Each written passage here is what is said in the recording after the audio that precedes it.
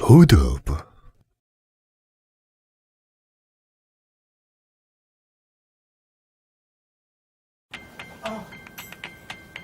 머리 예쁘게 했네요. 원래 이렇게 잘라. 꼬리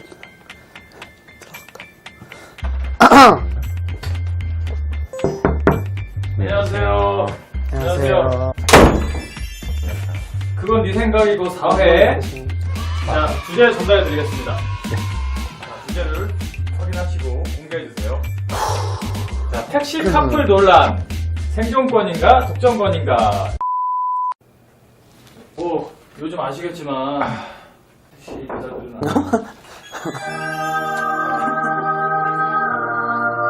꼭 녹화 시작하면 감사합니다.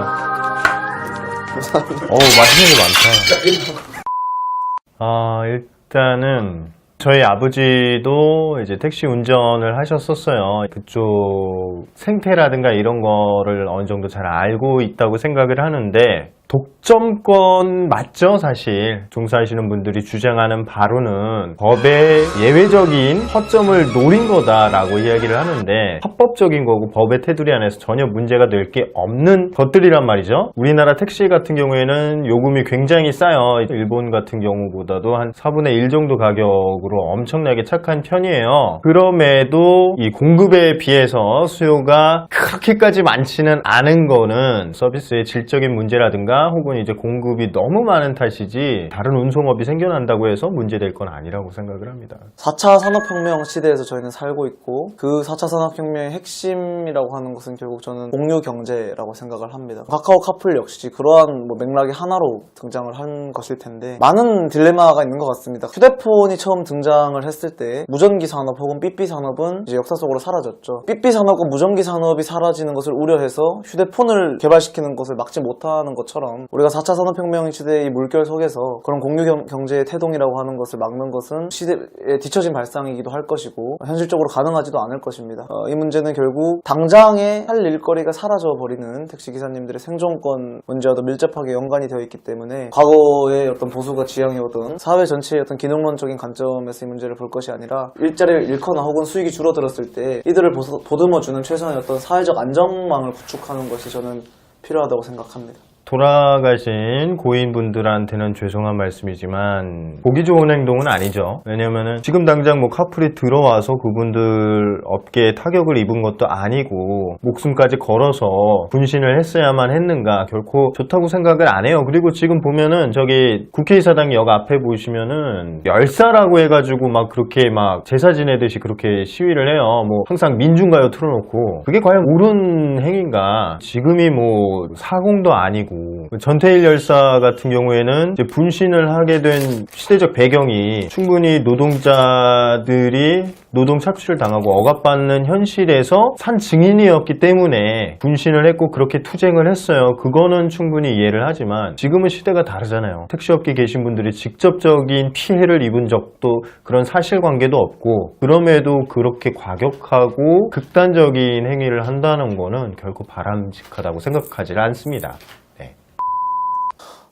누군가의 죽음을 이야기하는 건 참 어려운 일이면 틀림이 없는 것 같습니다. 그 투쟁의 성격이 공감할 수 있냐 공감할 수 없냐 이 문제를 떠나서, 스스로의 몸에 불을 붙일 때 그 심정은 전태일 열사가 자기 몸에 불을 붙일 때 그 심정과 크게 다르지 않았을 거라 생각합니다. 그만큼 절박해서 몸에 불을 붙였을 거고, 그렇게 절박한 심정으로 자신들의 생존권을 주장했을 거라고 생각합니다. 다만 국가의 정책이나 시민사회의 공조라고 하는 것이 이런 감정만을 가지고 흘러갈 수는 없는 것이기 때문에, 감정적으로 접근한다기보다는 이 사람들도 정말 어려운 상황에 처해 있구나, 단순히 돈을 많이 벌고 적게 벌고의 문제만은 아니었구나, 밥그릇이 생기느냐 없어지느냐의 문제였구나 라는 선상에서 한번 논의를 해봐야 될 것 같습니다. 경쟁력 이런 측면에 있어서, 가령 저희가 필리핀이나 이런 데 놀러 가면은 택시보다 우버 서비스가 더 편해서 우버를 불러가지고 목적지 가고 이렇게 하는데, 한국은 아직 그런 게 정착이 안 돼 있단 말입니다. 그 말은 여전히 택시 산업이라고 하는 게 낯선 모르는 사람들에게 길 가는 것을 부탁하는 것보다 경쟁력이 있는 측면이 분명히 존재하고, 여기서 자신들이 어떤 또 다른 친절함이라던가 본인들의 신상 정보를 더 명확하게 등록을 한다거나 하는 방식으로 경쟁력을 찾아갈 수 있는 방법은 분명히 있을 거라고 생각합니다. 발전의 과정에서 정부가 중간에 껴서 이번에 사회 대타협 기구 만든 거 저는 굉장히 잘하고 있다고 생각하고요. 이런 사회의 대화와 통합의 창이 필요하다고 생각합니다. 한 번은 그런 적이 있어요. 제가 예전에 공항에서 일할 때인데 공항에서 이제 저희 동네가 되게 가까워요. 같은 지역에 있어서 뭐 멀지가 않았던 상황이에요. 근데 이제 뭐 저희 동네로 가달라고 하니까 막 그때부터 막 방언이 터진 거예요. 막 온갖 욕을 하면서 무슨 조폭인 줄 알았어요, 진짜. 혹은 이제 좀 정치 성향이 안 맞음에도 불구하고 정치적인 이야기를 할 때 이 문슬람들, 예, 이 달빛 기사단이라 그래야 되나요? 여짝 분들 되게 할 말은 많은데 하면 안 될 것 같아요.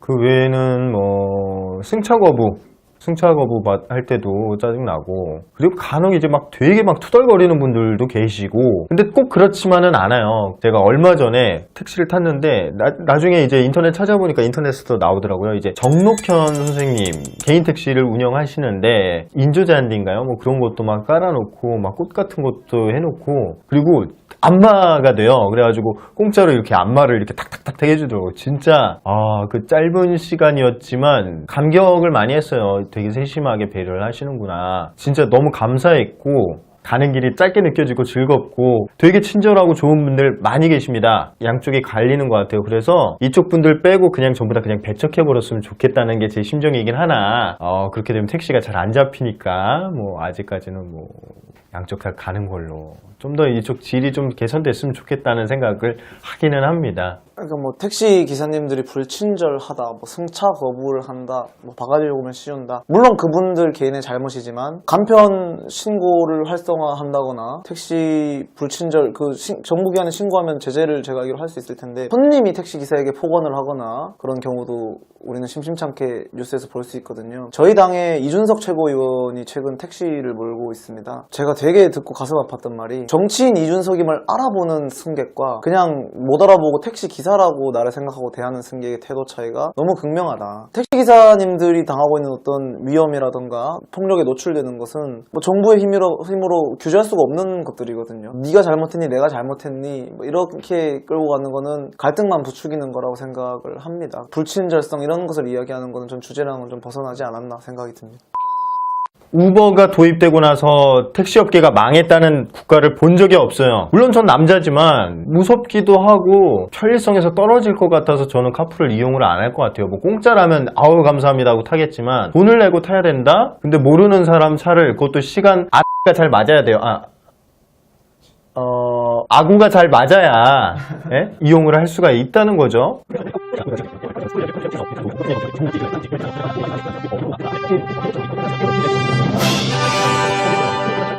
굳이 카풀이 도입된다고 해서 전혀 문제될 게 없다는 거죠. 그만큼 경쟁력을 갖추면은, 실제로 뭐 지금 타다가 생기고 나서 택시기사가 망했습니까? 카카오티가 도입되고 나서 그나마 여러분들 밥줄이 좀 많이 이어진다고 생각을 합니다. 대국적으로 생각을 합시다. 한명 얘기했어? 했을걸요? 한명 얘기했는데 겨우 오늘 호흡이 좀 길게 15분 동안 단독 드립을 치자. 하고 싶은 말이 너무 많았어.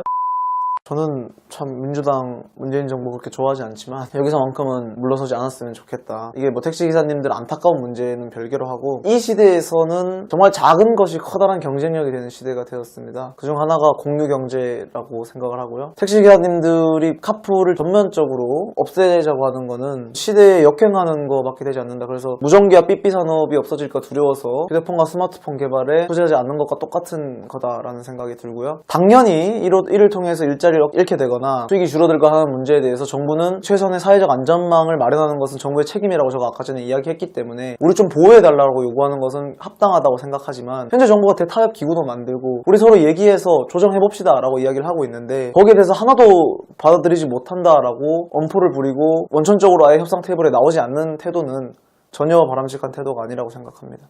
파업한다 그래서 좋아질 게 없습니다. 오히려 택시의 이미지만 나빠지고, 그 당시 타다가 굉장히 이득을 봤어요. 그 당시 타다 아무도 몰랐는데 떡상했어요. 결국에 여러분들이 다른 운송업계를 살려주고 계십니다. 자기 살 깎아서요. 제가 뭐 감히 그 심정에 똑같이 공감할 수는 없지만 같이 아파하고 있습니다. 하지만 그렇게 해서 그 생존권을 지키는 방법이 이 시대의 흐름을 거부하고 안에 이 협상 테이블을 엎어버리는 태도로는 오래 갈 수 없다라는 조언 아닌 조언을 드리고 싶습니다. 이렇게 이야기를 했지만 저는 택시가 사라지는 것을 반대하지 않습니다. 좋게 지금 승객이 많이 없죠. 왜 없는지 아세요? 이게 다